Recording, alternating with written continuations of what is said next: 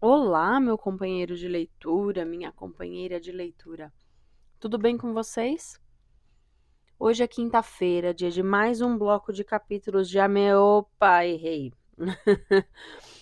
A Menina que Não Sabia Ler, volume 2, acabou a semana passada. E aí, gostaram? Deixem as suas impressões aí para mim, compartilha comigo o que vocês acharam da leitura que a gente finalizou na semana passada. Hoje a gente vai começar uma nova leitura. Então eu quero agradecer a vocês que estão aqui comigo todas as quartas, quintas e sextas-feiras para as leituras que eu tenho feito. Muito obrigada pelo seu tempo. Obrigada pelo seu comentário, obrigada pela sua curtida, obrigada por compartilhar o vídeo, mesmo que indiretamente, porque cada vez que você assiste um vídeo que eu coloco aqui no canal, esse vídeo é distribuído para mais pessoas e de forma indireta ele acaba sendo compartilhado. Então, meu muito obrigado de coração a cada um de vocês que está aqui me acompanhando. Bom, a semana passada, como eu falei, a gente acabou A Menina que Não Sabia Ler e hoje a gente vai começar uma nova coleção. São 4 volumes de As Brumas de Avalon. Essa coleção é considerada um dos clássicos da literatura, porque trata de forma romântica e também histórica, né? Também é um romance histórico, da história do rei Arthur, sua irmã Morgana e o mago Merlin.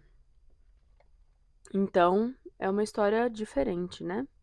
A gente está de quarta-feira lendo Ramsés, um romance histórico do Egito Antigo, da Segunda Dinastia, e hoje a gente começa um pouco da história da Inglaterra, da formação da Grã-Bretanha através do rei Arthur e dos seus compatriotas e contemporâneos. Mas vamos lá, vamos começar?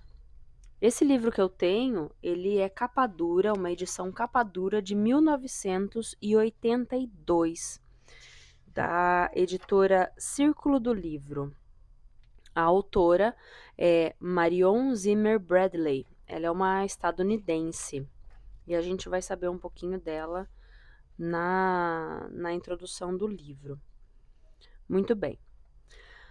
Livro 1, A Senhora da Magia. A tradução que eu possuo é de Waltensir Dutra. Epígrafe. A fada Morgana não se casou, mas foi mandada à escola, num convento, onde se tornou uma grande senhora da magia. Malory, Morte d'Arthur. Agradecimentos. Um livro desta complexidade leva seu autor a fontes muito numerosas para que sejam exaustivamente relacionadas. Devo citar, em primeiro lugar, meu falecido avô, John Roscoe Conklin, que me deu um velho e usado exemplar da edição de Contos do Rei Arthur, de Sidney Lanier, que li tanto que cheguei a decorá-lo antes de ter 10 anos de idade.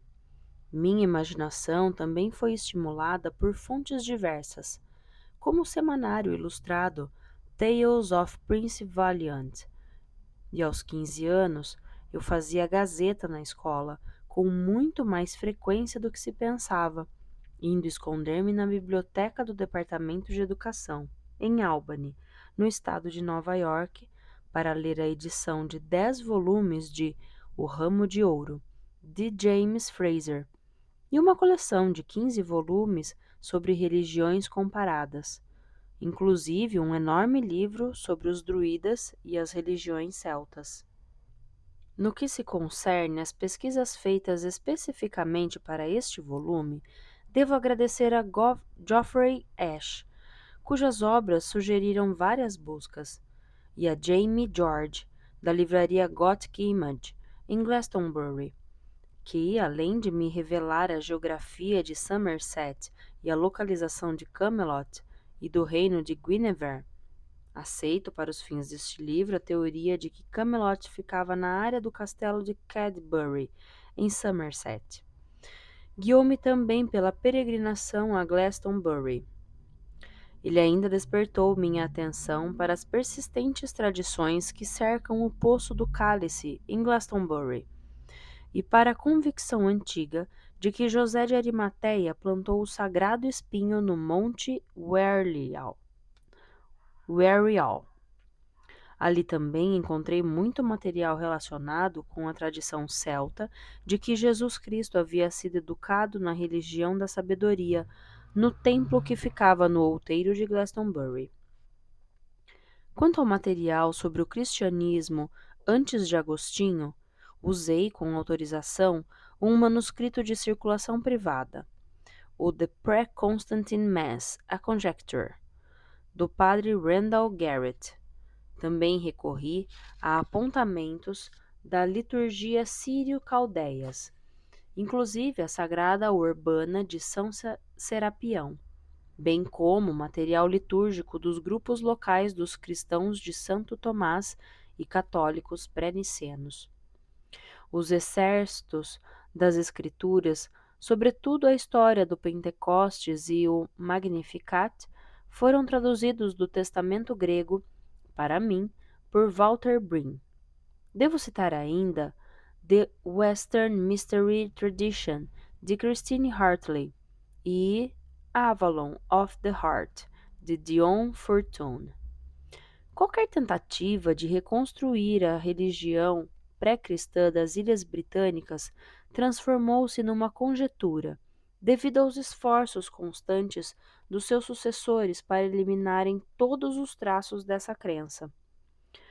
Os estudiosos do assunto divergem tanto que não me desculpo por ter escolhido entre as várias fontes aquelas que se harmonizavam melhor com as necessidades da ficção.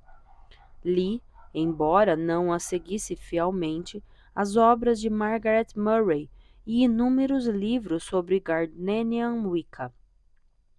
Pela concepção que me foi dada das cerimônias, expresso meus agradecimentos aos grupos neopagãos locais, a Alison Harlow e ao Pacto da Deusa, a Otter e Morning Glory Zell, a Isaac Bonewitz e aos druidas neo-reformados, a Robin Goodfellow e Gaia Wildwood, a Philip Wayne e Crystal Well, a Starhawk, cujo livro The Spiral Dance me foi de grande utilidade na dedução de como se processava a formação de uma sacerdotisa e, pelo apoio pessoal e emocional, inclusive consolo e massagens nas costas, durante o período de preparo do livro, a Diana Paxton, Tracy Blackstone, Elizabeth Waters, a Nodeia Judith, do Dark Moon Circle.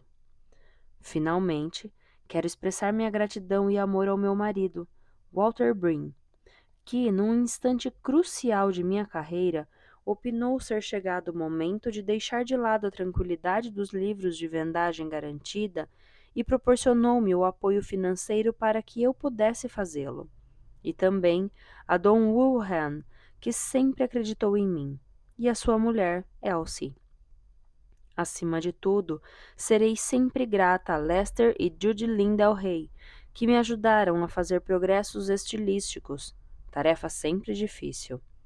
E por fim, sem que por isso sejam menos importantes, meus agradecimentos ao meu filho mais velho David, pelo preparo cuidadoso da versão datilografada final deste livro. Fim dos agradecimentos. Prólogo. Morgana fala. Em vida, chamaram-me de muitas coisas: irmã, amante, sacerdotisa, maga, rainha. Na verdade, cheguei agora a ser maga, e poderá vir um tempo em que tais coisas devam ser conhecidas. Verdadeiramente, porém, creio que os cristãos dirão a última palavra. O mundo das fadas afasta-se cada vez mais daquele em que Cristo predomina. Nada tenho contra o Cristo, apenas contra os seus sacerdotes, que chamam a grande deusa de demônio e negam o seu poder no mundo.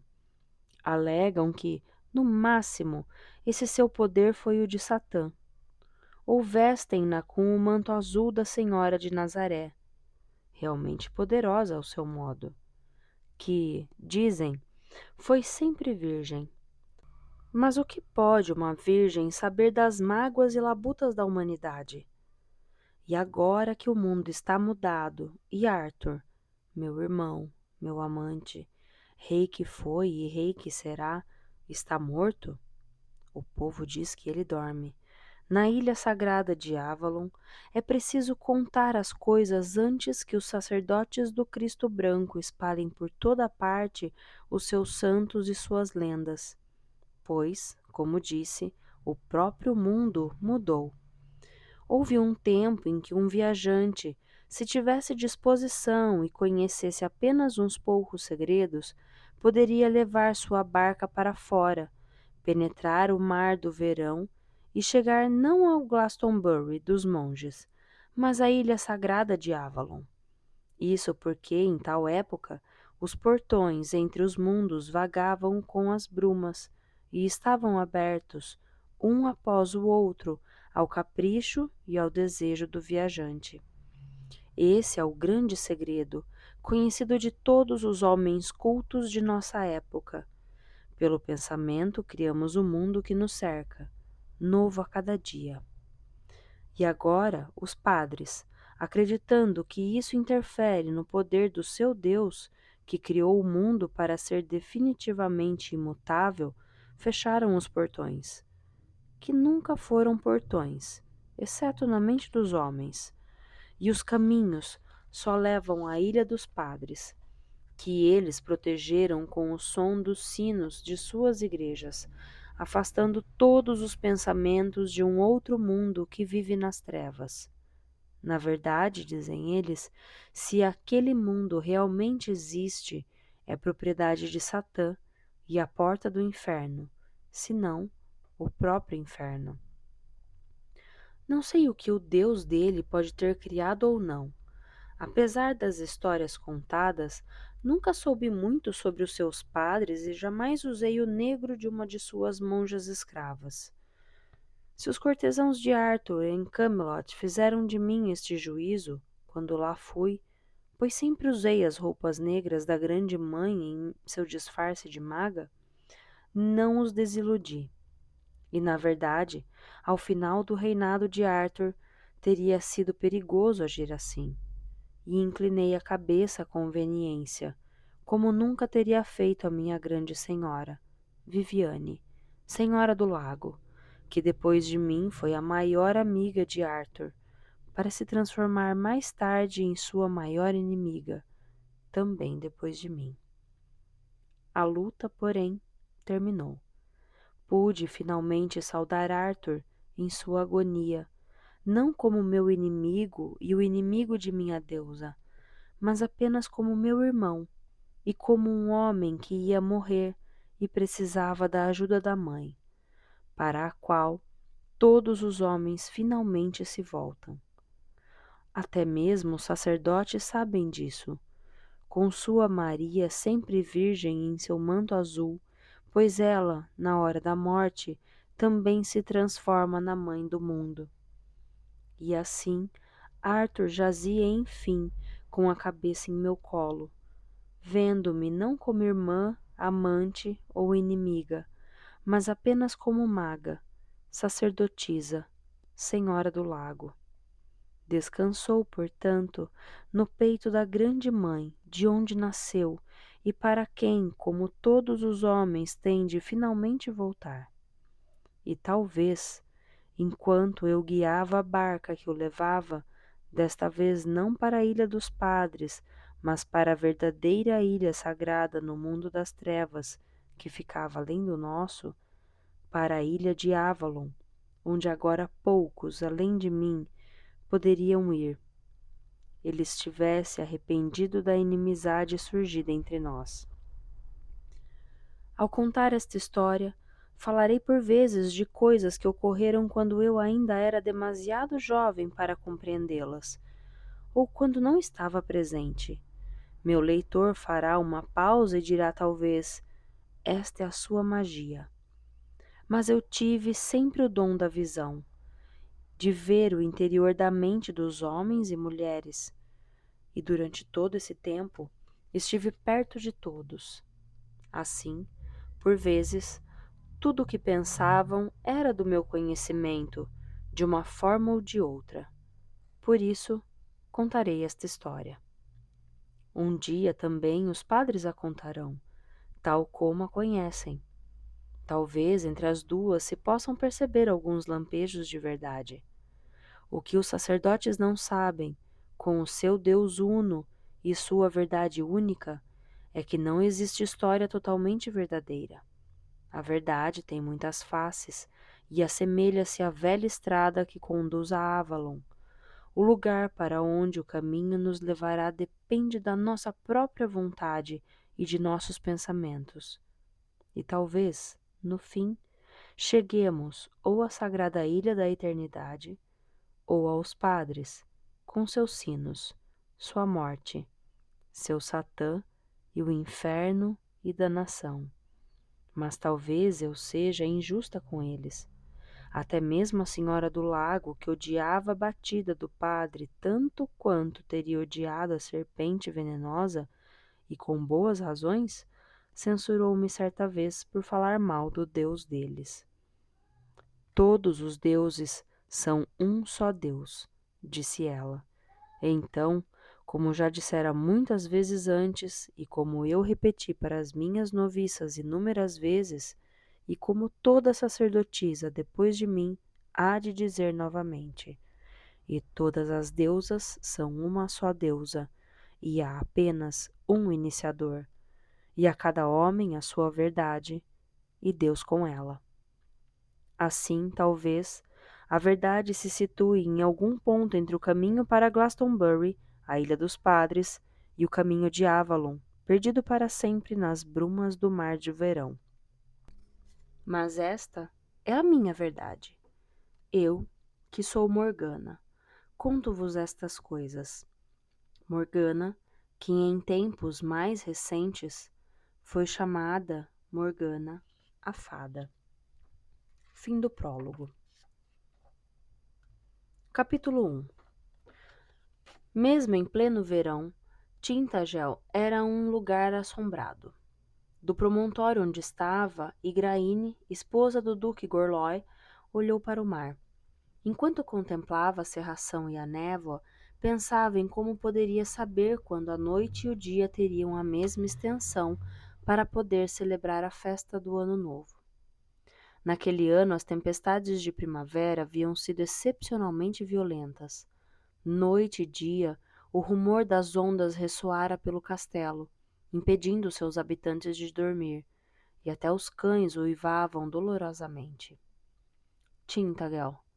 Ainda havia quem acreditasse que o castelo fora levantado, na rocha escarpada, no extremo final do longo promontório que se projetava mar adentro, pela magia do antigo povo de Is. O duque Gorloy ria-se disso e dizia que, se tivesse esse poder, tê-lo-ia usado para impedir que o mar avançasse, ano a ano, sobre a terra. Nos 4 anos em que estava ali, desde que chegara com a noiva de Gorló, Igraine vira a terra, boa terra, desmanchar-se ao atrito do mar da Cornualha. Longos braços de rocha negra, áspera e alcantilada, estendiam-se pelo oceano, a partir da costa. Quando o sol brilhava, a paisagem podia ser dourada e brilhante. O céu e a água luziam como o monte de joias que Gorló lhe dera no dia em que anunciara estar grávida do seu primeiro filho. Igraine, porém, jamais gostara de usá-las. A joia que pendia agora de seu pescoço lhe fora dada em Avalon, uma pedra da lua que por vezes refletia o brilho do céu e do mar. Mas hoje, no nevoeiro, Até mesmo a joia parecia opaca. Na cerração, os sons percorreram caminhos longos. Pareceu a Igraine, ali de pé no promontório, que ao voltar o olhar para a terra podia ouvir o bater dos cascos de cavalos e mulas e o som de vozes.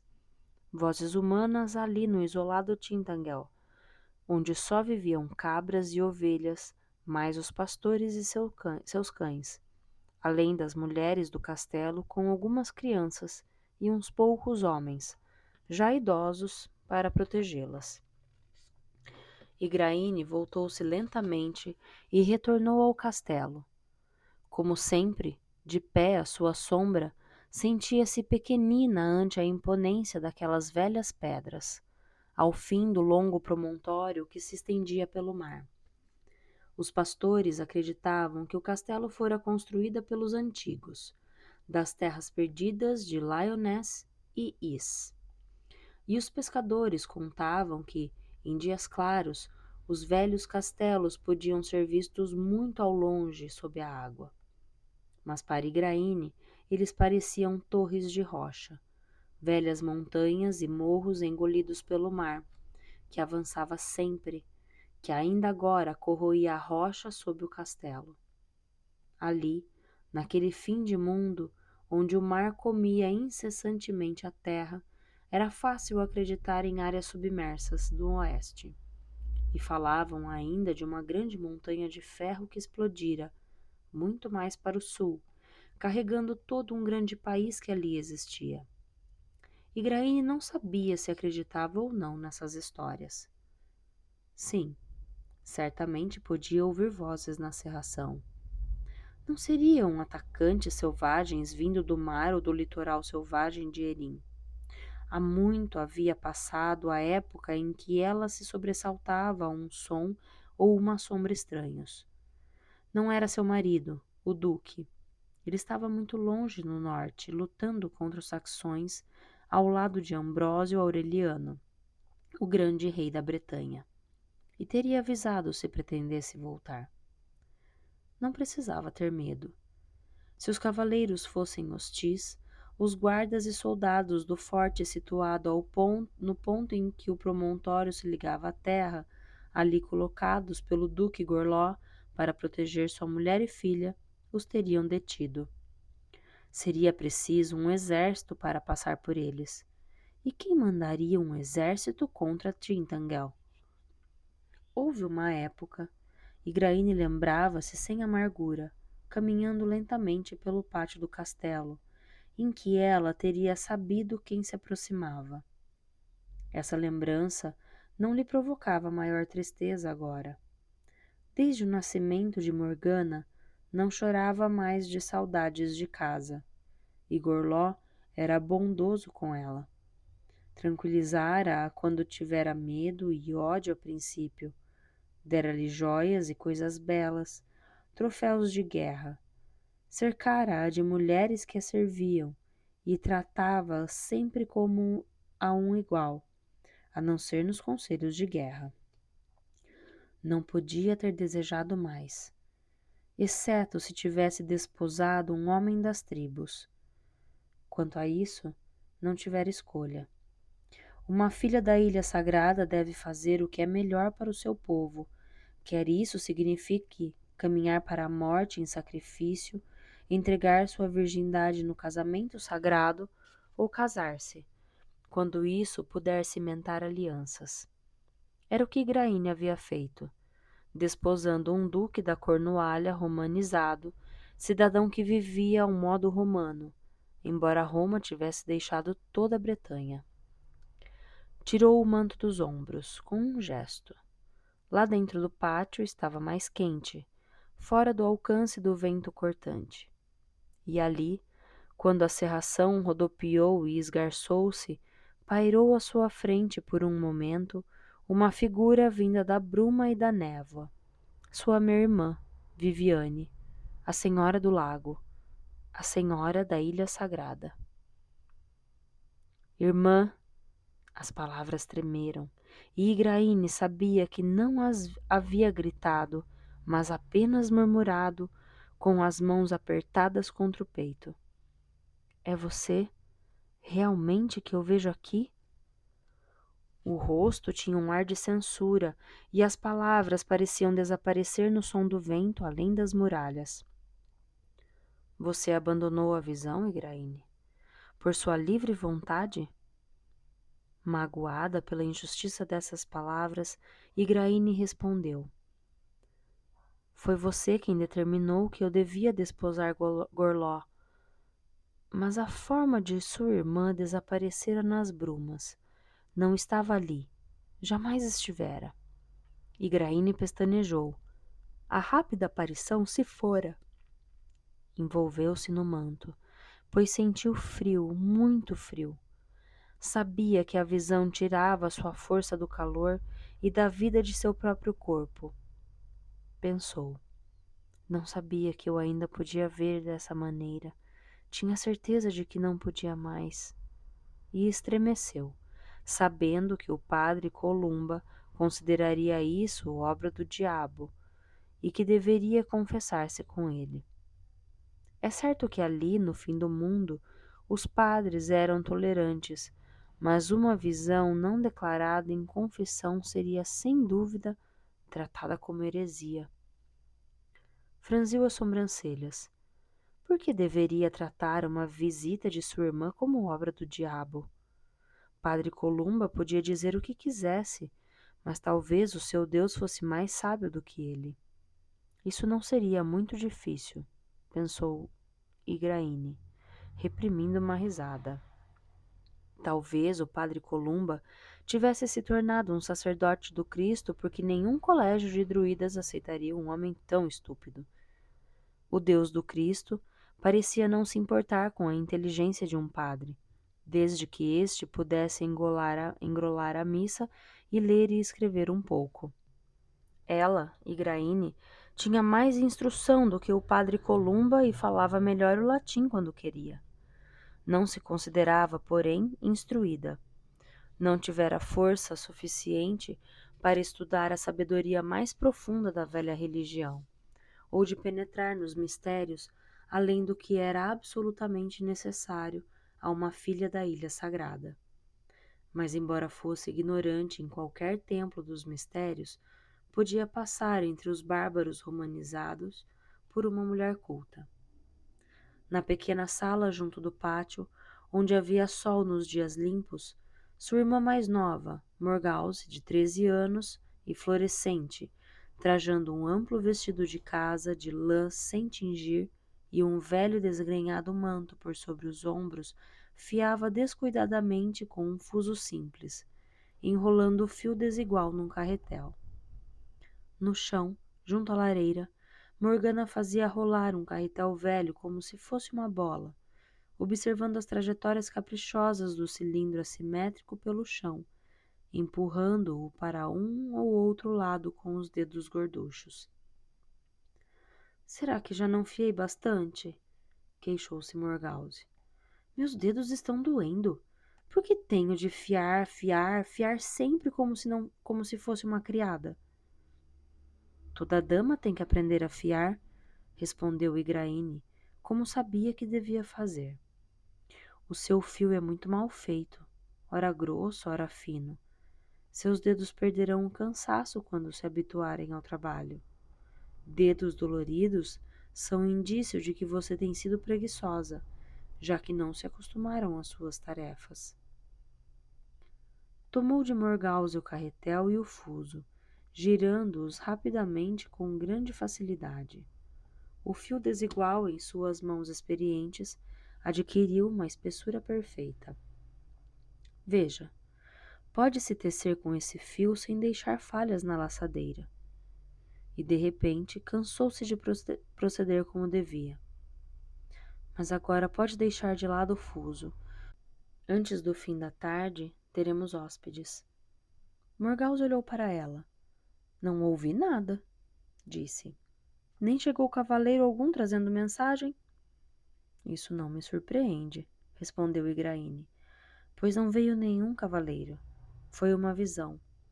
Viviane está a caminho, e Merlin vem com ela. Só teve intuição deste último detalhe no momento em que falou nele. Pode, portanto, levar Morgana para a ama e vista o seu vestido dos domingos, o tingido de açafrão. Morgause abandonou o fuso com alegria, mas fez uma pausa para olhar para Igraine. O vestido de açafrão? Para minha irmã? Igraine corrigiu-a secamente. Não para nossa irmã, Morgause, mas para a senhora da ilha sagrada e para o mensageiro dos deuses. Morgause olhou para baixo, para o chão decorado. Era uma jovem alta, forte, que começava a transformar-se em mulher. Tinha cabelos abundantes e avermelhados, como os da Igraine, e sardas na pele. Embora ela colocasse cuidadosamente leite batido sobre as manchas e implorasse à mulher que cuidava das ervas que lhe recomendasse banhos e plantas medicinais para tratá-las. Aos 13 anos, já era tão alta quanto Igraine, e seria mais alta ainda. Com um gesto sem elegância, pegou Morgana e levou-a consigo. Igraine gritou-lhe já à saída. Diga à ama para vestir a menina com uma roupa de festa. E depois você pode trazê-la aqui para baixo. Viviane ainda não a conhece. Morgause resmungou qualquer coisa sobre a sua impossibilidade de compreender por que uma grã sacerdotisa haveria de querer ver uma criancinha. Mas falou baixo, e Igraine não a ouviu. Lá em cima, depois das escadas estreitas, seu quarto estava frio. As lareiras não eram acesas, a não ser no auge do inverno. Quando Gorló não estava, Igraine partilhava seu leito com a criada, Gwynis, e a prolongada ausência do marido dava-lhe uma desculpa para ter Morgana em sua cama à noite. Por vezes, Morgause também dormia ali, dividindo com elas as mantas de pele que as protegiam contra o frio intenso. O enorme leito matrimonial, coberto por um dossel e protegido por cortinas contra as correntes de ar, era mais do que suficiente para as 3 mulheres e a criança. Gwyn, que era velha, cochilava num canto. Igraine não quis acordá-la e despiu sua roupa cotidiana de trabalho, de lã sem tingir, trocando-a por um belo vestido enfeitado no pescoço com uma fita de seda, lembrança que Gorló lhe trouxera de Londinium. Colocou nos dedos uns anéis de prata que tinha desde menina, que agora só entrava nos seus dedos mínimos, e no pescoço um colar de âmbar que Gorló lhe dera. O vestido era a cor de ferrugem e tinha uma sobretúnica verde. Encontrou o pente de chifre talhado e, sentada num banco, começou a passá-lo nos cabelos, desembaraçando-os pacientemente. De um outro aposento, ouviam-se gritos, e ela deduziu que a ama estava penteando Morgana, coisa de que ela não gostava. Os gritos cessaram de repente, e ela concluiu que a menina fora silenciada por um tapa. Ou talvez, como por vezes acontecia quando estava de bom humor, Morgause a estivesse penteando com os seus dedos inteligentes e pacientes. Por isso, Igraine sabia que a irmã menor era capaz de fiar muito bem quando desejava. Tinha mãos ágeis para tudo mais: pentear, cardar, fazer tortas de Natal. Igraine trançou o cabelo, prendeu-o no alto da cabeça com uma presilha de ouro e colocou o broche, também de ouro, na gola do manto. Olhou-se no espelho de bronze, presente de casamento dado por Viviane, e vindo, pelo que disseram, de Roma. Sabia, ao amarrar o vestido, que seus seios haviam voltado ao que eram antes. Morgana fora desmamada havia 1 ano, e eles estavam apenas um pouco mais flácidos e pesados. Sua esbeltez antiga retornara, pois se havia casado com aquele vestido e os laços não estavam nada apertados. Quando voltasse, Gorló havia de querer levá-la novamente para a cama. Da última vez que a vira, Morgana estava ainda mamando, e o duque aquecera ao pedido de Graine para que a deixasse continuar a alimentar a menina durante o verão, quando tantas crianças pequenas morrem. Sabia que ele estava descontente porque ela não lhe dera o filho tão desejado. Os romanos estabeleciam a linhagem pelo ramo masculino e não pelo feminino, o que seria mais sensato. Era tolice, pois como poderia um homem ter absoluta certeza de quem era o pai de qualquer criança? É claro que eles se preocupavam muito com quem se deitavam as mulheres, e fechavam-nas e espionavam-nas. Não que Igraine precisasse ser vigiada. Um homem já era ruim, porque haveria de querer outros que poderiam ser piores. Embora estivesse ansioso por um filho, Gorló fora indulgente, deixando que Graine ficasse com a menina na cama e continuasse a amamentá-la, e até mesmo se abstivera de procurá-la, passando as noites com a criada Etar, para que ela não voltasse a engravidar e com isso perdesse o leite. Também ele sabia quantas crianças morriam ao serem desmamadas antes que pudessem mastigar a carne e o pão. Crianças alimentadas com água de farinha eram enfermiças e com frequência não havia leite de cabra no verão, quando estavam em condições de tomá-lo. As que tomavam leite de vaca ou de égua tinham vômitos e morriam muito a miúde, ou tinham desinteria e não resistiam. Por isso, ele deixara Morgana mamar no peito, adiando assim a chegada do filho que desejava por mais 1 ano e meio, no mínimo. Igraine tinha pelo menos essa razão para lhe ser grata, e não reclamaria, mesmo que ele a fizesse logo engravidar de novo. Etar ficara grávida, então, e parecia envaidecer-se. Seria ela quem teria um filho do duque da Cornualha? Igraine não tomara conhecimento da moça. Gorló tinha outros filhos bastardos, um dos quais o acompanhava agora, no campo do duque de guerra, Uther. Mas Etar adoecera e abortara, e Igraine fora suficientemente discreta para não perguntar a Gwyn por que ela parecia tão alegre com isso. A velha conhecia demais as ervas para que Igraine pudesse ficar tranquila. Algum dia, resolveu ela, farei com que me diga exatamente o que colocou na cerveja de Etar. Dirigiu-se à cozinha, e a saia comprida arrastou-se pelos degraus de pedra. Morgause estava lá, com o seu melhor vestido, e Morgana, com roupas de festa, cor de açafrão. Parecia tão morena quanto um picto. Igraine segurou-a com prazer. Pequena, morena, delicada. Tinha ossos tão miúdos que era como segurar um passarinho macio. De onde viria a aparência daquela criança? Ela, Igraine e Morgause eram altas e tinham cabelos vermelhos cor de terra como todas as mulheres das tribos. E Gorló, embora moreno, era romano, alto, esguio e aquilino, endurecido pelos anos de luta contra os saxões, demasiado cônscio de sua dignidade romana para demonstrar muita ternura para com uma jovem esposa e totalmente indiferente à filha, nascida em lugar do menino que ele queria. Mas Igraine lembrou-se, os romanos arvoravam-se o direito divino de vida e morte sobre os filhos. Havia muitos deles, cristãos ou não, que teriam exigido da esposa que não criasse a menina, a fim de lhes dar logo um filho.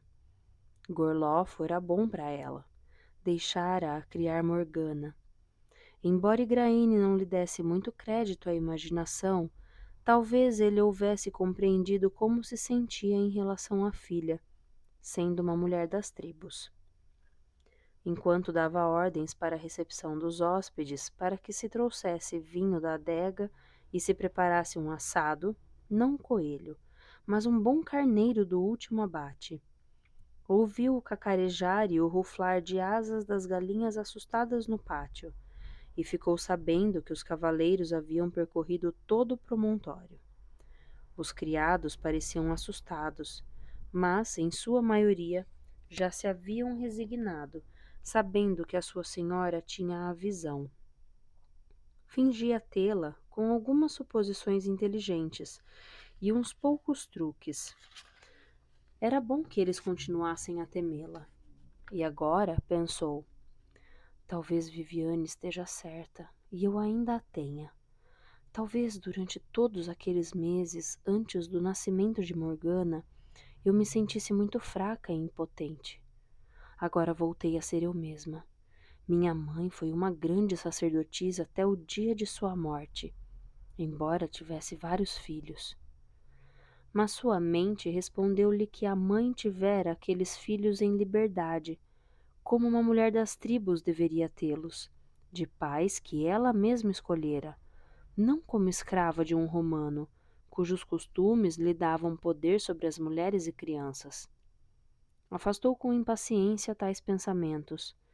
Que importava se tinha a visão, ou se apenas parecia tê-la, desde que isso mantivesse os criados em seu devido lugar. Dirigiu-se lentamente ao pátio, que Gorló ainda chamava de átrio, embora não se parecesse em nada com a vila onde vivera até Ambrósio fazer dele duque da Cornualha. Os cavaleiros já haviam desmontado e seus olhos dirigiam-se imediatamente para a única mulher entre eles, uma figura menor do que ela e que já não era jovem, vestida com uma túnica masculina e culotes de lã, enrolada em mantos e xales. Os olhos de ambas encontraram-se numa saudação, mas Igraine curvou-se respeitosamente ante o velho alto e magro que desmontava de uma mula esquálida. Ele vestia as roupas azuis do bardo e tinha uma harpa pendurada ao ombro. Dou-lhe as boas-vindas a Tintangel, senhor mensageiro. Sua presença é uma bênção e uma honra para o nosso teto. Agradeço-lhe, Igraine, disse uma voz ressoante, e Taliesin, Merlin da Bretanha, druida, bardo, juntou as mãos na frente do rosto e estendeu-as para ela, numa bênção. Cumpridos os seus deveres de momento, Igraine voltou-se para a irmã e fez um gesto de que ia inclinar-se para receber também a sua bênção. Mas Viviane curvou-se e impediu-a. Não, não, criança. Esta é uma visita familiar. Há muito tempo para fazer-me as honras, se assim quiser. Abraçou e beijou a irmã. E o bebê? É este? É fácil ver que ela tem o sangue dos antigos. Parece-se com nossa mãe, Igraine. Viviane, senhora do lago e da ilha sagrada, estava então com 30 e alguns anos. Filha mais velha da antiga sacerdotisa do lago, substituíra a mãe no sagrado cargo. Tomou Morgana nos braços, acalentando-a com as mãos experientes de mulher acostumada com crianças. Ela se parece com você, disse Graine surpresa, ao compreender que devia ter percebido isso antes. Mas há 4 anos não via Viviane, desde o seu casamento. Tanta coisa acontecera, mudara tanto desde que, ainda uma jovem de 15 anos, fora entregue a um homem com mais do dobro da sua idade. Mas entrem para o saguão, senhor Merlin, irmã, entrem, vamos sair do frio. Livre de seus mantos e xales, Viviane, senhora de Avalon, era uma mulher surpreendentemente pequena. Tinha a estatura de uma menina de 8 ou 10 anos. Em sua túnica larga, apertada por um cinto, uma faca embainhada na cintura e pesados culotes de lã. As pernas, envoltas em espessas perneiras, parecia uma frágil criança com roupas de adulto.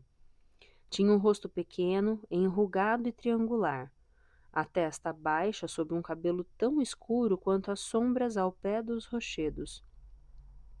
Os olhos também eram negros e grandes para o rosto diminuto. Igraine nunca percebera o quanto a irmã era pequena. Uma criada trouxe a taça dos hóspedes. Vinho quente, misturado com as últimas especiarias que Gorló mandara dos mercados de Londinium. Viviane foi servida e Igraine observou-a.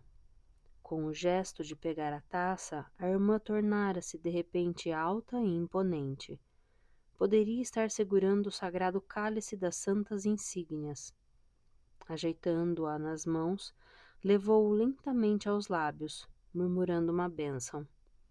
Provou o vinho e passou a taça para Merlin, que a recebeu com grave reverência, levando-a aos lábios. Igraine, que mal conhecia os mistérios, sentiu que de alguma forma também era parte daquela bela solenidade ritual, ao tomar a taça da mão dos hóspedes, prová-la e dizer as palavras formais de boas-vindas. Logo após, a sensação de solenidade desapareceu. Viviane era apenas uma mulher pequena e de aparência cansada, e Merlin nada mais do que um velho encurvado. Igraine conduziu-os rapidamente para junto da lareira. Nessa época é longa a viagem das praias do mar do verão até aqui. Começou lembrando-se de quando viajara, recém-casada, atemorizada, odiando em silêncio na comitiva do marido desconhecido, que ainda era apenas uma voz e um terror na noite. O que a traz aqui em meio às tempestades de primavera, minha irmã e senhora? E por que não veio antes? Por que me deixou só a aprender a ser esposa e a parir uma criança sozinha, cheia de medo e de saudade? E se não pôde vir antes, por que então veio agora, quando é tarde demais, e estou finalmente resignada à sujeição? A distância é realmente longa, respondeu Viviane suavemente. E Igraine sabia que a sacerdotisa ouvira, como sempre ouvia, as palavras que não haviam sido ditas, bem como as proferidas. E estamos em épocas perigosas, filha. Mas você se transformou numa mulher nestes anos, embora tenham sido solitários, tão solitários quanto os anos de isolamento para o preparo de um bardo, ou, acrescentou com um leve sorriso de recordação, de uma sacerdotisa. Se você tivesse escolhido esse caminho, veria que é igualmente solitário, minha Igraine. Sim, claro, você pode subir no meu colo, pequenina, continuou, inclinando-se com um ar de doçura no rosto. Colocou Morgana no colo enquanto Igraine as olhava com surpresa, pois a menina era, em geral, tão esquiva quanto um coelho. Um pouco ressentida e um pouco sob o velho encanto que vinha da irmã, viu a criança aninhar-se em seus braços. Viviane parecia muito pequena para poder segurá-la bem. E, na verdade, talvez Morgana fosse muito parecida com ela. E Morgause, que cresceu desde que, há um ano, eu a mandei para sua companhia? Perguntou Viviane, olhando para Morgause, que em seu vestido cor de açafrão ocultava-se, ressentida, entre as sombras do fogo. Venha dar-me um beijo, irmãzinha. Ah, você será tão alta quanto Igraine. Sorriu, levantando os braços para abraçar a moça, que saiu a contragosto das sombras, como um animalzinho ainda não bem domesticado. Sim, sente-se aqui junto de meus joelhos se quiser, filha. Morgause sentou-se no chão, apoiando a cabeça nos joelhos de Viviane, e Igraine notou que seus olhos tristes estavam cheios de lágrimas. Ela nos tem a todos na sua mão. Como pode exercer esse poder sobre nós? Ou será por ter sido a única mãe que Morgause conheceu? Era mulher feita quando Morgause nasceu. Sempre foi mãe e irmã para todas nós.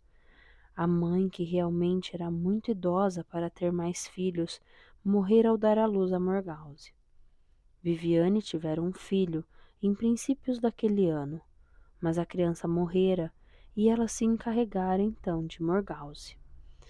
Morgana instalara-se bem aconchegada no colo de Viviane. Morgause pousava a cabeça sedosa e vermelha nos seus joelhos.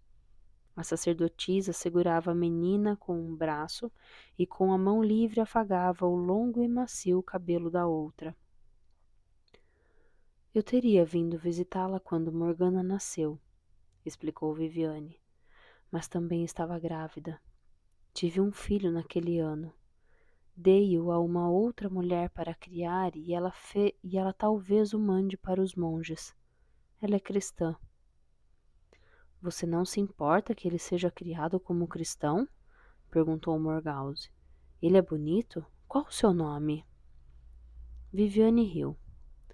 Dei-lhe o nome de Balan, e sua mãe adotiva deu ao filho, que teve na mesma ocasião, o nome de Balim.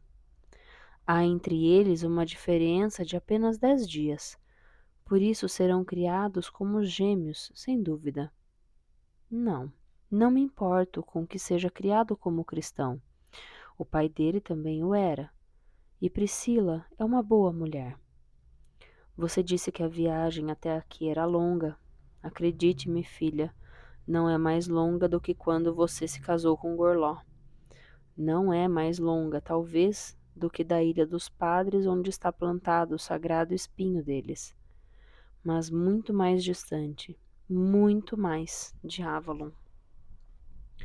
E foi por isso que viemos, disse Merlin de repente, e a sua voz foi como o tanger de um grande sino, fazendo Morgana sentar-se subitamente, choramingando de medo. Não compreendo, interrompeu Igraine, sentindo-se subitamente pouco à vontade. Sem dúvida, esses dois lugares estão próximos. Os dois são um só, respondeu Merlin, sentando-se muito ereto. Mas os seguidores de Cristo preferem dizer não que eles não terão outros deuses perante o seu Deus, mas que não há nenhum outro Deus que não seja o deles. Que só Ele fez o mundo, que o governa sozinho, que foi Ele quem fez as estrelas e toda a criação. Igraine fez rapidamente o sinal sagrado contra a blasfêmia. Mas isso não é possível, insistiu ela. Nenhum Deus pode sozinho governar todas as coisas. E a deusa? O que fazer com a mãe? Eles acreditam, contou Viviane com sua voz aveludada e baixa, que não há deusa, pois o princípio da mulher, dizem eles, é o princípio do mal. Por meio da mulher, na opinião deles, o mal entrou neste mundo. Há uma fantástica história judaica sobre uma maçã e uma serpente. A deusa os castigará, murmurou Igraine abalada. E mesmo assim você me fez casar com um deles? Não sabíamos que a blasfêmia deles era tão ampla, disse Merlin, pois tem havido seguidores de outros deuses em nossa época, mas respeitavam os deuses dos outros. Mas o que tem isso a ver com a extensão do caminho de Avalon? Perguntou Igraine. Chegamos com isso à razão da nossa visita, respondeu Merlin. Pois como os druidas sabem, é aquilo em que a humanidade acredita que modela o mundo e toda a realidade. Há muito tempo, quando os seguidores de Cristo chegaram à nossa ilha, eu sabia que se iniciava um momento de grande importância, um momento de transformação do mundo. Morgause olhava para o velho com os olhos arregalados de medo. É tão velho assim, venerável? Merlin sorriu para a moça e disse: Não no meu próprio corpo, mas li muita coisa na grande sala que não está neste mundo, onde está registrada a história de todas as coisas. E também eu já estava vivendo naquela ocasião. Os senhores deste mundo permitiram-me voltar, mas num outro corpo. Essas questões são muito complicadas para uma moça, venerável pai, interrompeu Viviane, censurando-o gentilmente. Ela não é sacerdotisa. O que Merlin quer dizer, minha filha, é que ele já estava vivendo quando os primeiros cristãos chegaram aqui e que preferiu, e teve permissão para isso, reencarnar imediatamente para continuar o seu trabalho. São os mistérios que você não precisa tentar compreender. Continue, pai. Eu sabia que se tratava de um daqueles momentos em que a história da humanidade é modificada, continuou Merlin. Os cristãos procuraram acabar com toda a sabedoria que não fosse a sua, e na luta para conseguir isso estão banindo do mundo todas as formas de mistério, exceto as que se harmonizam com a sua fé religiosa. Consideraram heresia pensar que os homens têm mais de uma vida, o que qualquer camponês sabe ser verdade. Mas sem acreditar em mais de uma vida, como evitar o desespero? Protestou Igraine. Que Deus justo criaria homens desgraçados ao lado de outros felizes e prósperos se todos tivessem apenas uma vida? Não sei, respondeu Merlin. Talvez queiram que os homens se desesperem com a dureza do destino, para que procurem de joelhos o Cristo, que os levará ao céu.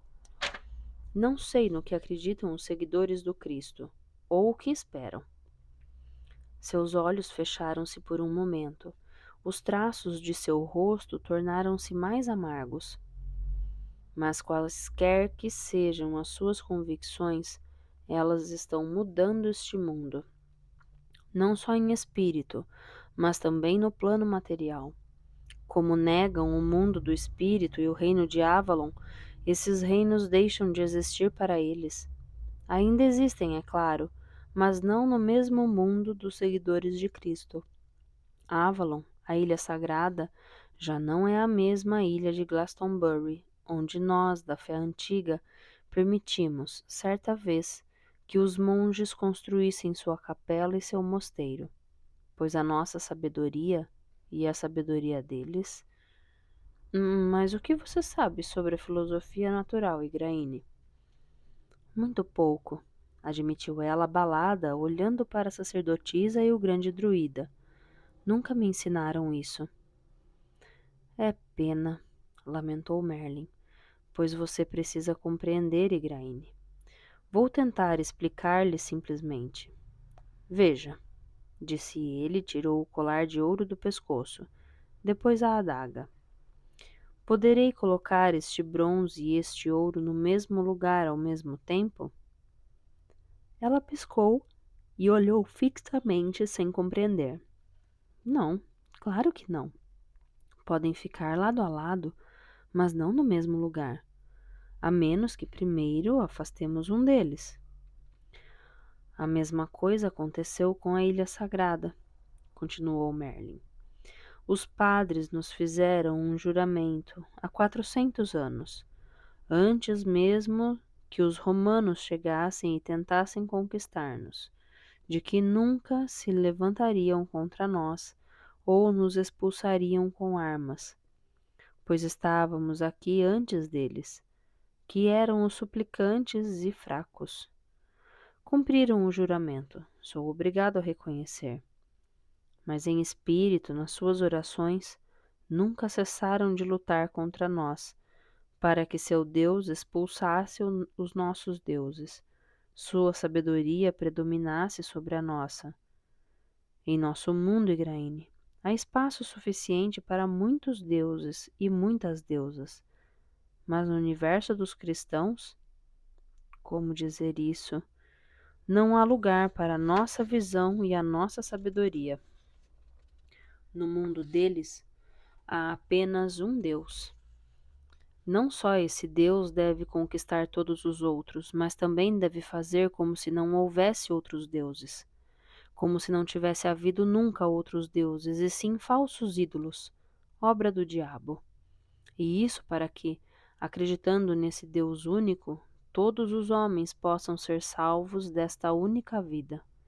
É assim que pensam, e o mundo é a projeção daquilo em que os homens acreditam. Portanto, os mundos que antes eram um só estão se separando. Há agora duas Bretanhas, Igraine. O mundo deles, sob o céu, sob o Deus único e o Cristo. E ao lado dele e atrás dele, o mundo onde a deusa mãe ainda governa. O mundo onde os antigos escolheram viver e adorar os seus deuses. Isso já aconteceu antes. Houve uma época em que o povo das fadas, o povo brilhante, afastou-se do nosso mundo, penetrando cada vez mais nas névoas, de modo que só um andarilho ocasional pode hoje passar uma noite nos abrigos dos duendes. E se o fizer, o tempo passa sem ele, que pode sair depois de uma única noite e constatar que seus parentes estão todos mortos e que uma dúzia de anos transcorreu.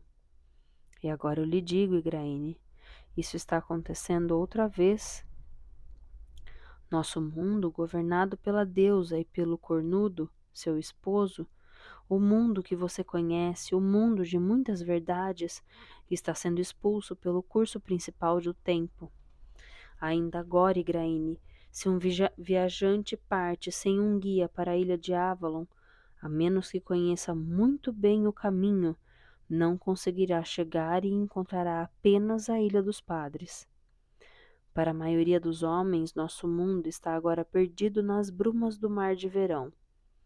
Antes mesmo que os romanos partissem, isso estava começando a acontecer. Agora, quando as igrejas cobrem toda a Bretanha, nosso mundo torna-se cada vez mais distante. Foi por esse motivo que precisamos de tanto tempo para chegar aqui. Um número cada vez menor de cidades e caminhos dos antigos ainda resta para nos guiar.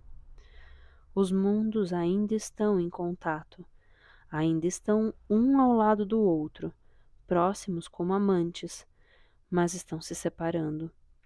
E se esse processo não for sustado, chegará o dia em que haverá dois mundos, e ninguém poderá ir e vir entre os dois. Que se separem? Interrompeu Viviane com raiva. Continuo achando que deveríamos deixar que se separem.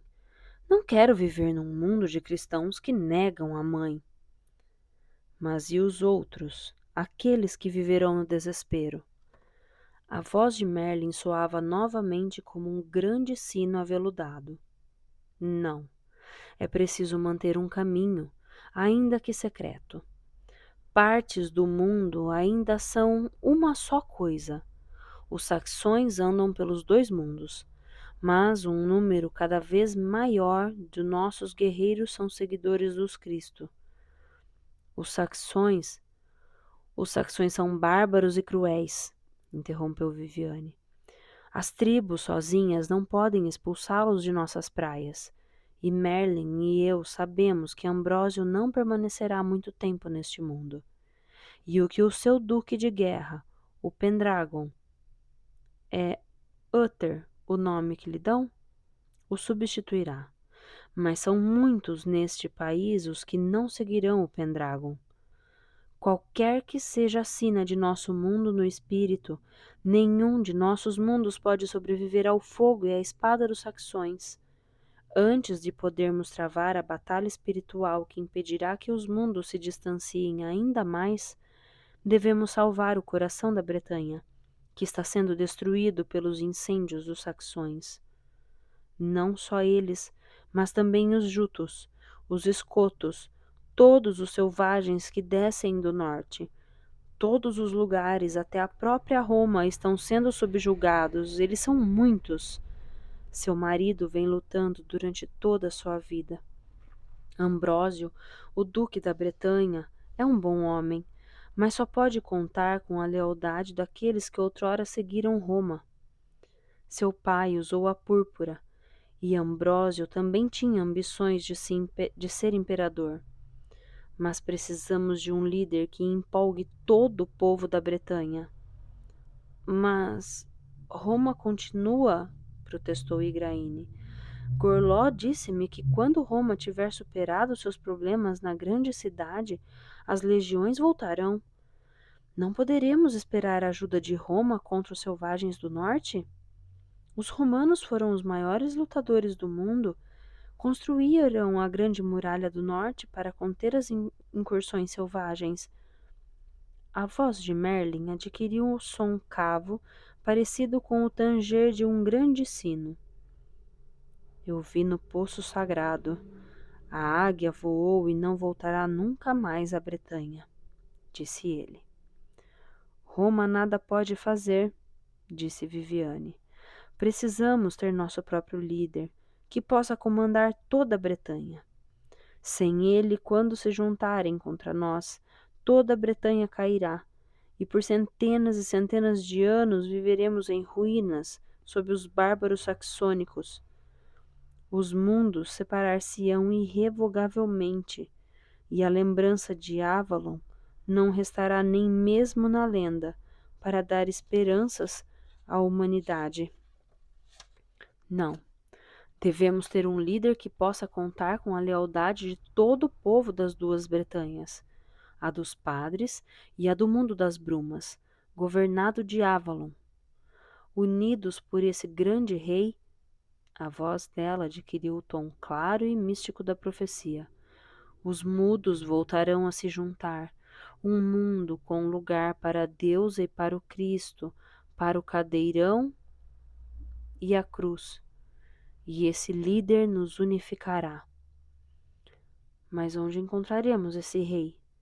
Perguntou Igraine. Quem nos dará esse líder? E então, de repente, teve medo.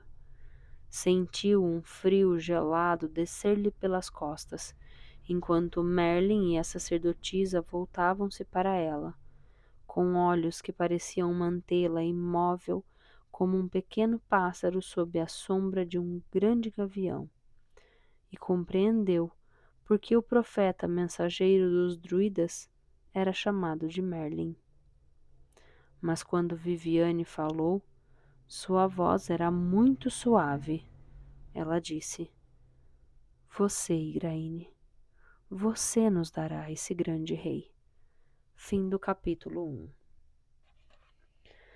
Muito bem, pessoal. E aí, gostaram do primeiro capítulo? Eu gosto dessa história. Eu gosto muito dos romances históricos, já falei, né? Então, gosto. E esse é muito curioso porque ele mostra a história do rei Arthur de uma forma diferente da que a gente está acostumado a ver, né? Do lado místico e não só do lado guerreiro. Mas, como foi dito na introdução, esse livro tem um apanhado histórico também. Ele foi feito à base de pesquisas. Isso é muito legal. Dá um outro sentido para a leitura, né? Um ar mais sério, mais oficial. Espero que vocês tenham gostado. Semana que vem a gente continua com os capítulos 2, 3 e talvez o 4. Vamos ver como é que vai ser o tamanho disso, tá bom? Um grande beijo para vocês. Obrigada mais uma vez por estarem aqui me acompanhando. Obrigada pelas curtidas. Deixem o seu comentário. Se possível, compartilhe o vídeo e a história. Tchau!